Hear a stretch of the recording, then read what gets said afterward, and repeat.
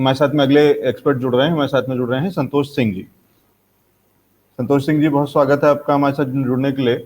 और आज फिर दर्शकों के सवालों के जवाब हम लेंगे, लेकिन सबसे पहले ये बताइए सर कि आप कैसे हैं और आपका परिवार सब सुरक्षित, सब लोग, सब चीज ठीक? Thank you. हाँ, सब बढ़िया है यहाँ पे। तो मुझे लग रहा है कि देखिए अब काफी कम हो चुके हैं। अगर आप देखेंगे 4 लाख से लेकर 1 लाख के आसपास केसेस बढ़ चुके हैं। और स्प्रेड जो है वो थोड़ा टेपर ऑफ होते हुए दिख रहा है। मुझे लग रहा है कि और दिल्ली में जिधर हो उधर अनलॉक की प्रक्रिया चालू हो गई। तो मुझे लग रहा है कि मार्केट को हम जैसा कि पहले भी बात कर रहे हैं कि यहाँ पर मार्केट जो है पहले से ही इन चीजों को शायद भांप लिया था। उसके बाद जो हमसे मार्केट चल रहा 15,000 के बाद, और हम 15,000 से लेकर 500 से 700 पॉइंट की तेजी बता रहे थे, और ऑलमोस्ट हम पहुंच चुके हैं 15,700 के पास। तो संतोष जी, ये एंटिसिपेशन में मार्केट ऑलरेडी चल चुका है या अभी हम ये मानें कि अभी भी इसमें और जान बाकी है, अभी और इसमें नए हाईज बनेंगे? देखिए, देखने से लग रहा है कि नए हाई बनने चाहिए मार्केट में, और बहुत सारे पॉकेट होंगे अब जहाँ पर फिर आपको अपॉर्चुनिटी जो है वो खोजनी पड़ेगी। वहाँ पर अगर आप डिस्कवर करें तो अभी भी शायद बहुत सारे मौके हो सकते हैं इस मार्केट में भी, इस पिछले स्तरों पे भी जाकर पैसा कमाया जा सकता है। ठीक है, तो अभी मार्केट में उतना नहीं काम करने की जरूरत है, लेकिन संतोष जी कह रहे हैं कि मौके अलग अलग स्टॉक स्पेसिफिक मौके होंगे और वो ढूंढ करके लाते हैं। तो आज स्टॉक स्पेसिफिक में आप कोई चीज हमारे दर्शकों के लिए लेकर के आए, आपकी टॉप पिक? देखिए, मैं 2-3 स्टॉक के बारे में बात करना चाहूंगा जहाँ ब्रेकआउट देखने को मिल रहा है। पहला आपको हम देखें कि बलरामपुर चीनी है। मुझे लग रहा है कि जिस तरह से गवर्नमेंट का एंकर है कि एथेनॉल ब्लेंडिंग की जाए, और एथेनॉल में सबसे बड़े प्रोड्यूसर के रूप में है बलरामपुर चीनी। पहले ये कमोडिटी स्टॉक हुआ करते थे, लेकिन जब से एथेनॉल ब्लेंडिंग की बात आई है और जो इनका टारगेट है ब्लेंडिंग का 2025 से घटा के 2023 कर दिया गया। और ये सारी कंपनियां शुगर सेक्टर में जो बड़ी स्टॉलवर्ड कंपनियां हैं वो सारी कैपेसिटी एडिशन कर रही हैं। ये सारी चीजों को देखते हुए लग रहा है कि ये कमोडिटी कंपनी अब जो है इनका फिक्स इनकम हमेशा चलते रहेगा, और तेल के प्राइसेस जब तक हाई रहेंगे, एथेनॉल ब्लेंडिंग जो है अगर आप कह रहे हैं कि वो रेलेवेंस रहेगा उनका। और पर्यावरण की दृष्टि से अगर देखें तो जो एथेनॉल ब्लेंडिंग का जो कोल है उससे कम पोल्यूशन होता है। तो उस लिहाज से भी जो ईओटी के रूप में देखते हैं लोग निवेश करने के लिए, एनवायरमेंटल, सोशल और कॉर्पोरेट गवर्नेंस के इशू के लिहाज से, तो उस लिहाज से भी ये सेक्टर अच्छा लग रहा है। तो उसमें बलरामपुर चीनी में एक ब्रेकआउट देखने को मिल रहा है। अब मुझे लग रहा है कि स्टॉक में एक अच्छी तेजी हुई थी, तो 328 के आसपास का ब्रेकआउट है, 340 के मौजूदा भाव है। तो यहाँ से मुझे लग रहा है एटलीस्ट 10% की तेजी से स्टॉक में वेरी गेम होना चाहिए, और स्टॉप लॉस 325 के आसपास लगा। 325 का स्टॉप लॉस, और टारगेट क्या दे रहे हैं सर? तो करीब 10% की तेजी होनी चाहिए यहाँ से। 10% की यहाँ से? 30-40। हाँ, मतलब 30-35 रुपए की, अभी भी 34 रुपए के करीब ग्रोथ आप अभी भी देख रहे हैं, यानी 374 के आसपास का टारगेट। हाँ, ऑलमोस्ट उसके। ठीक है, और स्टॉप लॉस आपने से जो है 325 का स्टॉप लॉस लगा करके, ये तो बहुत जल्दी मिल जाना चाहिए मेरे ख्याल से, एक हफ्ते के अंदर में। जी, मुझे लगा कि ये करीब हफ्ते से 15 दिन के अंदर टारगेट होना चाहिए। 10 से 15 दिन के अंदर में मैक्सिमम आप कह रहे हैं कि ये मिल जाना चाहिए। ठीक है, इसमें संतोष जी जो खबर है वो शायद ये है कि मोदी जी ने कहा है कि वो प्रीपोन करेंगे जो टारगेट्स थे एनवायरनमेंट के मद्देनजर, वो जो चाह रहे थे, जो हमने पेरिस उसमें संधि में कहीं वो किया हुआ है मेंशन, उसको और उसकी टाइमलाइन उन्होंने और फास्ट कर दी है। तो कह रहे हैं कि एथेनॉल ज्यादा मिक्सिंग जो होना है पेट्रोल के अंदर। हाँ, इसमें एक चीज और हुई है कि जो एथेनॉल ब्लेंडिंग है पेट्रोल के अंदर में, वो 8% मौजूदा स्थिति है कर रहे हैं, और वो 20% तक 2023 में करने लग जाएंगे। और जितना एथेनॉल ब्लेंडिंग होगा उतना पोल्यूशन कम होगा। तो एनवायरमेंट डे पे ये सारे डिसीजन हुए हैं कि 2 साल पहले करने लगे, और इन सारी कंपनियों ने रैंप अप किया है प्रोडक्शन, और वहां से मुझे लगता है कैश फ्लो काफी स्ट्रॉन्ग बनने वाला है। जी, तो एथेनॉल स्टोरी पे संतोष जी बुलिश हैं और कह रहे हैं कि जल्दी इसमें मुनाफा। सर और कोई चीज आप कह रहे थे, कुछ 2 या 3 चीजें आप लेकर के आए हैं? देखिए, दूसरी चीज मैं मुझे लगता है कि फाइनेंस सेक्टर में, रूरल फाइनेंस में महिंद्रा महिंद्रा फाइनेंस है। ये मुझे अच्छा लग रहा है, यहाँ पे काफी ऊपर से निचले स्थानों पे आ रहा है। ये पीरियड में ऐसा लग रहा था कि अच्छा नहीं करेगा, बट आपको हम देख रहे हैं कि इन सारी चीजों में एक अच्छा ब्रेकआउट होगा। ये ब्रेकआउट एक्शन में हमने अपने क्लाइंट्स को 165 रुपए के आसपास ही बता दिया था, लेकिन अभी भी इसमें काफी गुंजाइश मुझे लग रहा है उसके मौजूदा भाव हैं इसमें, और ये काफी ऊपर जा सकता है। तो 200 रुपए तक के टारगेट होंगे, और 162 रुपए के आसपास लगा के इसमें। ठीक है, 200 रुपए के टारगेट, 162 का stop loss. Mahindra and Mahindra finance कह रहे हैं संतोष जी। ठीक है सर। और रूरल टाटा फाइनेंस पावर इसमें एक रिसेंट हमने ब्रेकआउट देखा है। अडानी पावर में भी ब्रेकआउट हम देते हैं, और इस कंपनी में भी ब्रेकआउट देखना है। अडानी पावर का तो स्ट्रक्चर वीडियो चेंज हुए हैं, उसके कारण वहाँ पे काफी अच्छा ब्रेकआउट दिख रहा है, लेकिन इसमें नॉर्मल ब्रेकआउट हम देख रहे हैं, और 114 के मौजूदा है। यहाँ पर 110 के आसपास का आपको स्टॉप लॉस रखना है, और स्टॉक में तकरीबन 25 रुपए की तेजी यहाँ से हो सकती है। ठीक है, 110 का स्टॉप लॉस कह रहे हैं? जी हाँ। ठीक है, और यहाँ से 25 रुपए करीब ऊपर और देखते हैं, मतलब 130 का भाव, 100 140 का 140 140 का टारगेट। हाँ, 140 के आसपास का टारगेट, और 110 के स्टॉप लॉस के साथ में टाटा पावर को ट्रैक किया जा सकता है। इसमें आउटलुक सर कितना होगा? इसमें भी वही 2 हफ्ते के आसपास? नहीं, इसमें थोड़ा सा ज्यादा होगा, क्योंकि कंसोलिडेशन जो है वो ज्यादा ना है इसमें। तो मुझे लगता है कि 15 दिन से लेकर 21 दिन या 30 दिन तक हो सकते हैं टारगेट। ठीक है, आउटलुक थोड़ा लंबा, लेकिन टारगेट्स भी बहुत अच्छे हैं। ठीक है, बहुत अच्छा सर। फिर कुछ एक सवाल ले लेते हैं दर्शकों के। अपर्णा जी हमारे साथ में, एरिक लाइफ साइंसेस पे जानना चाहती हैं आपका व्यू।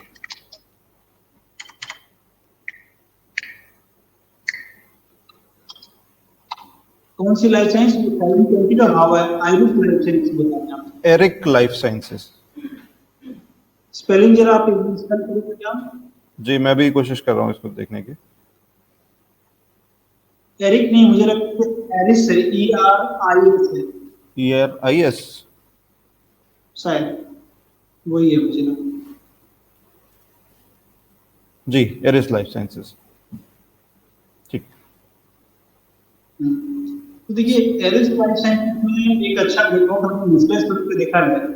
कंसोलिडेशन था, एक अच्छा ब्रेकआउट हुआ, और उसके बाद फिर से कंसोलिडेशन में टिपिकल फॉर्मेशन हम फॉर्मेशन होते हैं, वो एक अच्छा ब्रेकआउट कंसोलिडेशन था। उसके बाद जब स्टॉक्स होता है तो एक इंटरमीडिएट रूप में कंपनी थोड़ा सा जो रेगुलर फॉर्मेशन होती है, और सिमिलरली इसमें बन रहा है।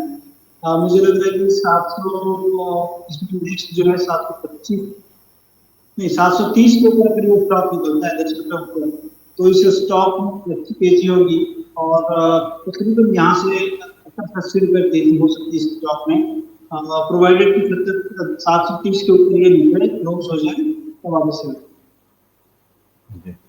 ठीक है, तो ये व्यू था अपर्णा जी आपके लिए एरिस लाइफ साइंसेस पे। एक सीए दीपक मल्होत्रा जी का सर एक सवाल है, मझगांव डॉक शिपयार्ड पे आपका टारगेट जानना चाहते हैं।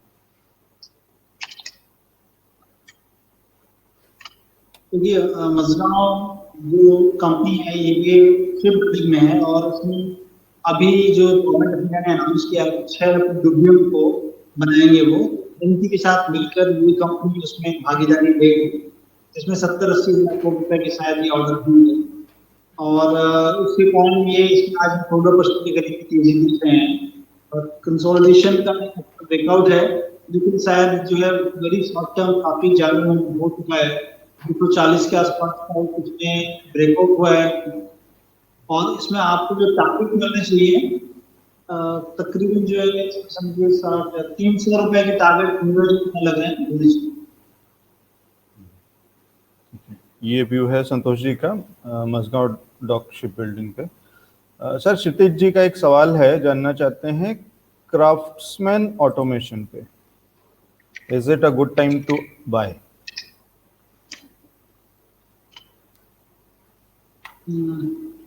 देखिए, मैंने इस फंडामेंटल को तो नहीं देखा है, लेकिन चार्ट हम देख रहे हैं कि ये लेंथ स्टिक की कंपनी में मुझे जहाँ तक ध्यान आता है, उसके बाद कंपनी में जो चार्ट फॉर्मेशन दिख रहा है वो higher bottom higher top formation है, जो कि ऐसा लग रहा है कि ये एक अप साइकिल में है स्टॉक या ट्रेंड कह रहे हैं उसमें, लेकिन लगातार पिछले 3 दिनों से इसमें रुकावट आई है, कोई गेन नहीं हो रहा है। इसका मतलब ये हो सकता है कि करेक्टिव मूव आने पर ध्यान रखें, इसमें कोई 1750 के नीचे भी चलता है स्टॉक, इसमें करेक्टिव मूव आ सकता है और आपको कभी भी ये 1650 के नीचे मूव तो ये स्टॉक लेना चाहिए।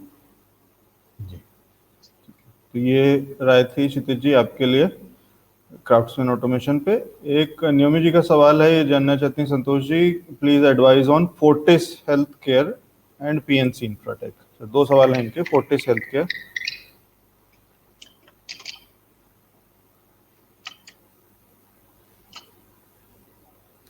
देखिए फोर्टिस हेल्थ केयर जो है तंबाकू की चेन ऑफ और कंपनी बीच में काफी अपील जनरेट गई है कंपनी में, ये बिकने वाली थी और अभी मैं इसको तो भी ट्रैक नहीं कर रहा हूँ काफी दिनों से, और लेकिन इसके स्टॉक को देखिए तो अपट्रेंड में है स्टॉक, और अगर मुझे पता नहीं कि इनके पास है या लेने की सूरत में है, और अगर आपके पास है तो उसके लिए 220 रुपए का एक स्टॉप लॉस लगाएं, और अगर आपके पास लेने की सोच रहे हैं तो फिर 220 के आसपास होने को लिए, या फिर 235 के ऊपर क्लोजिंग आती है तब आप लें, और उसमें 230 के पास का स्टॉप लॉस लगाएं तो अच्छी तेजी इसमें हो सकती है।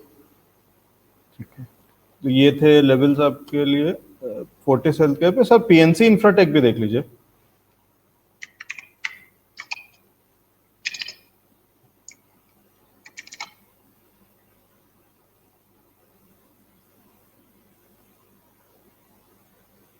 ये पीएनसी इंफ्राटेक में अच्छा फ्लैट ब्रेकआउट हुआ है, और फ्लैट ब्रेकआउट आपको देखिए 240 रुपए के आसपास 265 के मौजूदा स्तर है इसमें। मुझे लग रहा है कि स्टॉक में भी तेजी तो रहनी चाहिए, चार्ट फॉर्मेशन की बताने का पैटर्न कह रहे हैं हमको देखें तो मुझे लग रहा है कि स्टॉक में लेने की सोच रहे हैं 240-45 के पास आए तो ले, या फिर फॉर्मेशन नेक्स्ट फॉर्मेशन ब्रेकआउट होगा 265 पे ही है, यहीं पे होगा शायद, अभी इंतजार करते हैं स्टॉक के ऊपर। अगर उनकी क्लोजिंग आती है तो इस स्टॉक में एटलीस्ट आपको जो है करीब करीब 60 से 65 रुपए की तेजी हो सकती है। इस स्टॉक में भी आप ध्यान में रखें, 265 के ऊपर क्लोजिंग आपको लेना है, 250 के आसपास का स्टॉप लॉस लगाएं, और इसमें 60 से 70 की तेजी। इसमें भी तेजी देख रहे हैं संतोष जी, और ये लेवल्स आपको जो दिए आए हैं वो ध्यान रखिएगा। सर एक अपर्णा जी का एक सवाल है, एनएफएल पे एडवाइस मांग रहे हैं, 71 रुपए के भाव पे इनके पास है। ठीक है, पिछले दिनों फर्टिलाइजर में काफी तेजी देखने को मिली है, और नेशनल फर्टिलाइजर कंपनी है, इसी दाम की एक दूसरी कंपनी है आज मुझे लग रहा है मैं वहां पर ज्यादा बजाय इसके फंडामेंटल्स को लेके, तो और इसमें ये टर्न अराउंड स्टोरी होगी शायद, तो इसके लिए काफी बढ़ चुका है, नीचे से डबल हो चुका ऑलरेडी स्टॉक, और अगर 70 में आपने लिया है मुझे लग रहा है कि आपको स्टॉप लॉस और पे 66 रुपए के आसपास में वापस बना के बने हैं स्टॉक में, तो वॉल्यूम डेवलपमेंट तो पिछले महीने काफी अच्छा है इसमें, और साइडवेज कंसोलिडेशन है, 66 रुपीज नहीं होता है तो इसमें आपको फिर से 10 रुपए की तेजी और इम्प्रूवमेंट कर सकते हैं। किटी मल्होत्रा जी का सवाल है, एनसीसी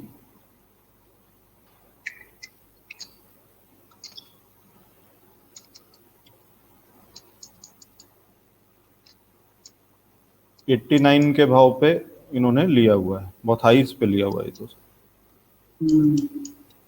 देखिए ये स्टॉक काफी सुर्खियों में रहा था जब तेलंगाना और मध्य प्रदेश जब अलग हुए थे, ये तो इसमें इनका प्रेजेंट वहाँ ज्यादा है, और उनके गवर्नमेंट के कॉन्ट्रैक्ट इनके काफी ज्यादा हैं, और वाटर इंफ्रास्ट्रक्चर पे इनका कॉन्ट्रैक्ट ज्यादा है, वहाँ पर होती है, और नई गवर्नमेंट आने के बाद उनके पुराने कॉन्ट्रैक्ट सारे कैंसिल कर दिए गए थे, उसके कारण काफी स्टॉक टिका था।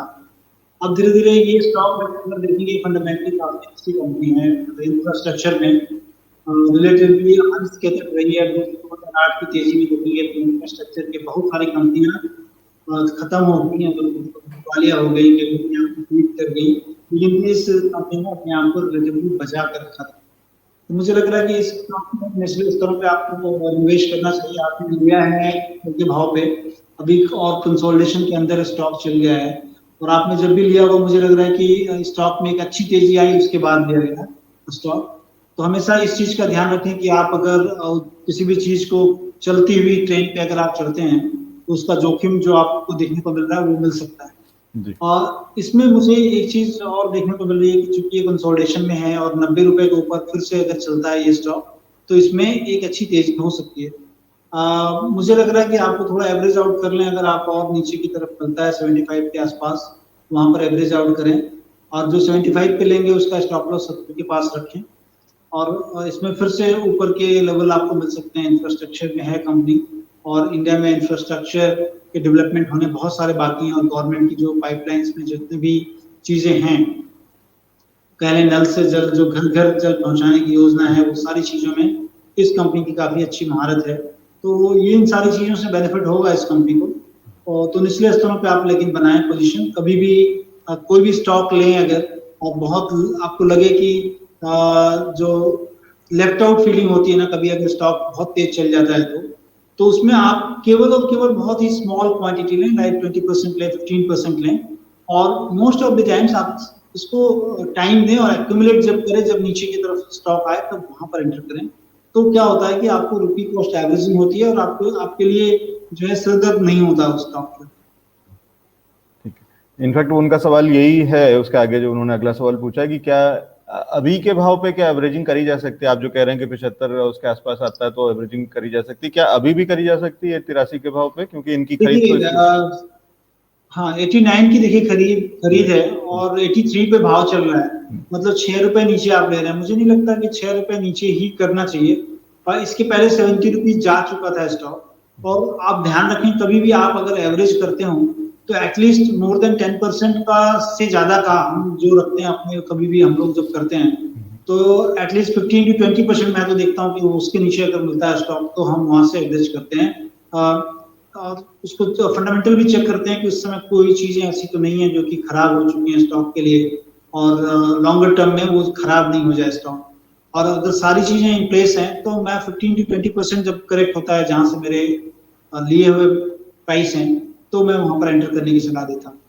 तो मौजूदा स्तर पे मुझे लगता है कि थोड़ा अवॉइड करें, क्योंकि आपका एकदम स्टोन थ्रो डिस्टेंस पे है जहां पे आपने लिया है। अब थोड़ा और इसमें अगर आता है तो क्या होगा कि आपके लिए एक अच्छी अपॉर्चुनिटी होगी वहां पर ऐड करने के लिए, और आपका फिर कॉस्ट जो है वो काफी नीचे गिर जाएगा।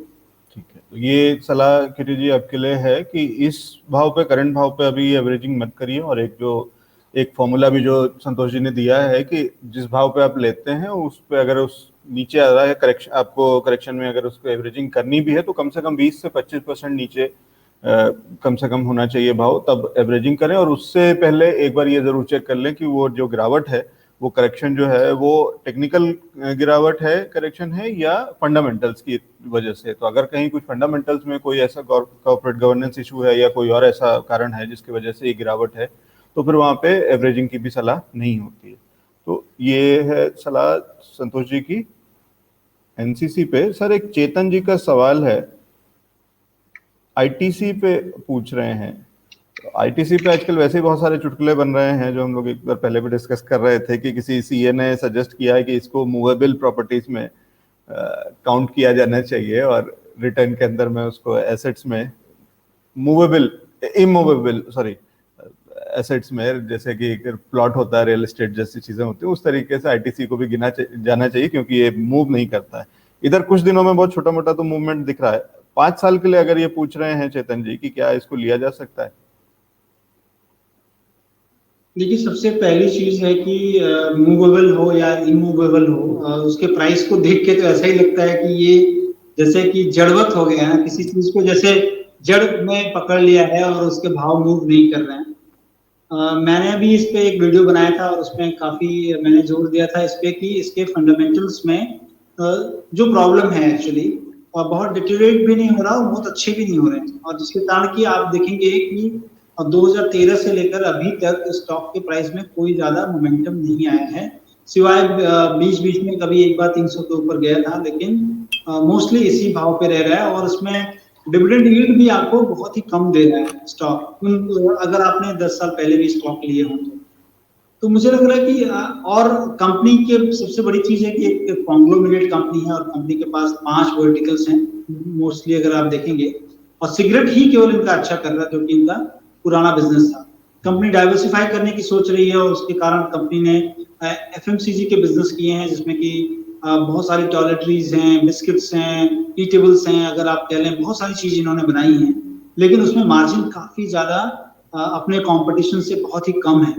मुझे पता नहीं, समझ में नहीं आता कि इतना बड़ा मैनेजमेंट है और इतनी बड़ी अच्छी लॉजिस्टिक है कंपनी की, बावजूद उसके इन सारी चीजों में गेन क्यों नहीं हो रहा। डेफिनेटली एक गेन मिल रहा है, लेकिन अगर आप कंपेयर करेंगे, जो एप्पल टू एप्पल कंपैरिजन करेंगे इनके जितने भी पेयर्स हैं, एचयूएल से कर लें, ब्रिटानिया से कर लें, अगर जो ईटेबल्स है किसी भी कंपनी से कर लेंगे, तो इनके मार्जिन्स बहुत ही कम है, जिसके कारण ये स्टॉक नहीं चल पा रहा है। और कह लें कि जैसे अगर एक कंबाइंड फैमिली में कंबाइंड फैमिली हो और उसमें एक ही कमाऊ पूत हो और सारे लोग जो है कम कमाते हो या जस्ट हैंड टू माउथ हो, और वैसी ही स्थिति इस स्टॉक की है। तो आपको दूसरी चीज है, अगर 5 साल के लिए लेना है तो आप सबसे पहली चीज आप करेंगे, इनके जो 2 बिजनेसेस काफी हिट हुए हैं उसको लगातार मॉनिटर करें, हर कह लें क्वार्टर पे आप मॉनिटर करें उनको। पहला एफएमसीजी बिजनेस, दूसरा जो है इनका होटल बिजनेस। एफएमसीजी बिजनेस में कंपनी ने अपने पूरे एसेट का 30% लगाया है, लेकिन रिटर्न बहुत ही नेग्लिजिबल है, एकदम बहुत ही कम है।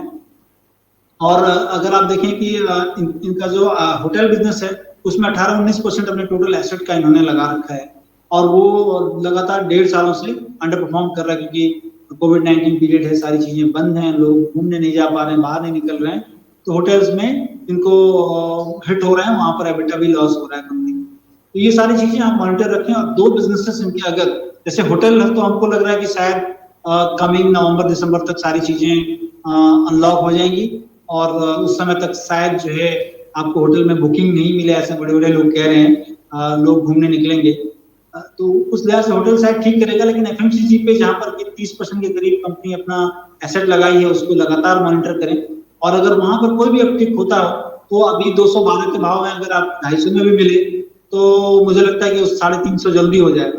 तो अगर उस लिहाज से अगर आप सोचते हैं कंपनी के कोई फंडामेंटल चेंज हो तभी आप लें, मुझे लगता है कि वो एक पॉजिटिव स्ट्रेटजी हो।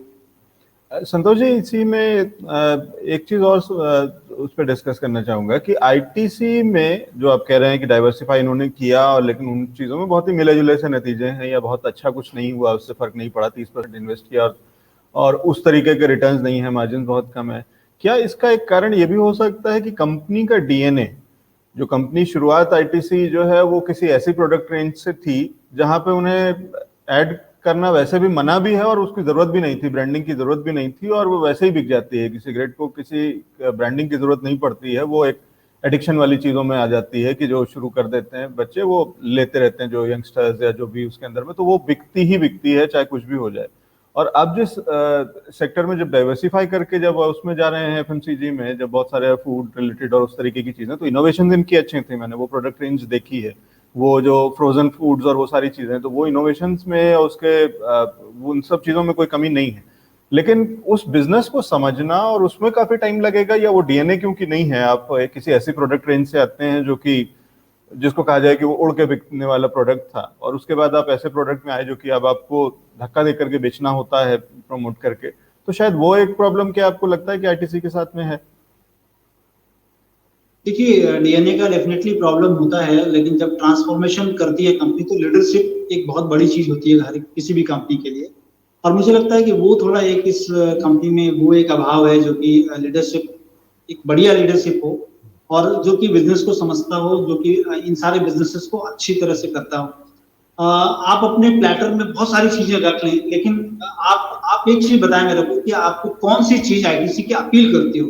आपने अच्छा जरूर लगता है कि आपको, समझ लीजिए कि इनका फेमा का ब्रांड है, वो उसमें बहुत सारी टॉयलेटरीज हैं और बहुत सारी अट्रैक्ट, लेकिन आपको वो कौन सा जो ड्राइवर है जो कि पुल करता हो आपके सेल को, या फिर आप देखें कि मीडिया स्पेस में जितनी भी एफएमसीजी कंपनियां हैं वो क्या करती हैं कि आपके मन के अंदर या फिर आपके माइंड पे इम्प्रिंट डालती हैं अपने ऐड के द्वारा, क्योंकि एफएमसीजी कंपनियों में सबसे बड़ी चीज होती है कि कंज्यूमर्स के दिमाग पे आप अपनी एक छाप छोड़ो, ताकि जब भी वो कुछ खरीदे तो आप वो इम्पल्स उस पे आए। मुझे नहीं लगता कि आईटीसी का ऐसा कोई भी ब्रांड हो जहां पर कि इस तरह का पुल हो रहा है। इसी के कारण इसकी मार्जिन बहुत कम है।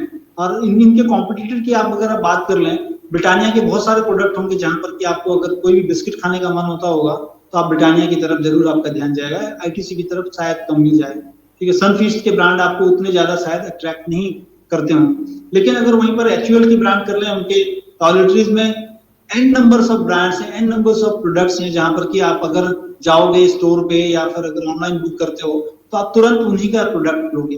तो वो जो पुल है एफएमसीजी के लिए, वो शायद इन्होंने प्रोडक्ट तो बना लिए बहुत सारे, लेकिन वो जो पुल करना होता है कि वो जो एक इफेक्ट है जो कि आपको सेल में कन्वर्ट करता है, वो शायद इनमें नहीं है। और ये बहुत दिनों से कंपनी जो है ये सारी चीजें कर रही है, और इनका पेपर का भी बिजनेस है, कह लें कि ई चौपाल का एक बिजनेस है, छोटा एक बिजनेस इनका जो है आईटी का भी है। तो वो सारे बिजनेसेस ई चौपाल और पेपर के बिजनेस तो ठीक कर रहे हैं, लेकिन एफएमसीजी में कंपनी मार खा रही है।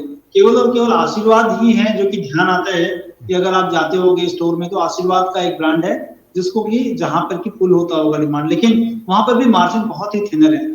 तो ये सारी चीजें मुझे लग रहा है कि कंपनी को अगर ब्रांड स्टैब्लिश करनी है तो प्रोडक्ट की को स्टैब्लिश अपने कंज्यूमर के दिमाग पे करना होगा, जो कि शायद अभी लैग कर रही है कंपनी, जिसके कारण इनको मार्जिन भी नहीं मिल रही है और इनको प्रोडक्ट पुश करना पड़ रहा है। फुल इफेक्ट नहीं है इनके प्रोडक्ट में, तो वो जब तक नहीं आएगा तब तक शायद इनके स्टॉक प्राइस में भी, क्योंकि बहुत बड़ा कैपिटल एम्प्लॉयड जो जिसे हम कहते हैं, रिटर्न ऑन कैपिटल एम्प्लॉयड, वो अगर देखेंगे तो ओवर द इयर्स कम हुए हैं, ऑल्दो अभी भी बहुत सारी कंपनी से ऊपर है, लेकिन वो केवल और केवल आप समझेंगे कि 85% जो है बेटा इनके सिगरेट बिजनेस से आता है, और सारे लोग तो वैसे ही हैंड टू माउथ है। पेपर बिजनेस थोड़ा अच्छा है और ई चौपाल का बिजनेस इनका थोड़ा ठीक करता है। अदरवाइज तो मतलब कह लें कि बहुत ही पैथेटिक है चीज। मैं बैलेंस शीट देखता हूँ, मैं इतना बड़ा पैसा 80,000 करोड़ रुपया कंपनी ने लगा रखे हैं, लेकिन रिटर्न के नाम पे बहुत ही कम आता है इस लिहाज से। संतोष जी का मानना है कि ब्रांडिंग पे फोकस करना चाहिए आईटीसी को, और कुछ अच्छे चैनल्स पे उसका अच्छा प्रमोशन भी करना चाहिए, जैसे कि फाउंडर इंडिया। आगे चलते हैं सर, एक सवाल चलते चलते एक लास्ट ले लीजिए। ये सवाल आपके लिए है इंडोस्टार पे।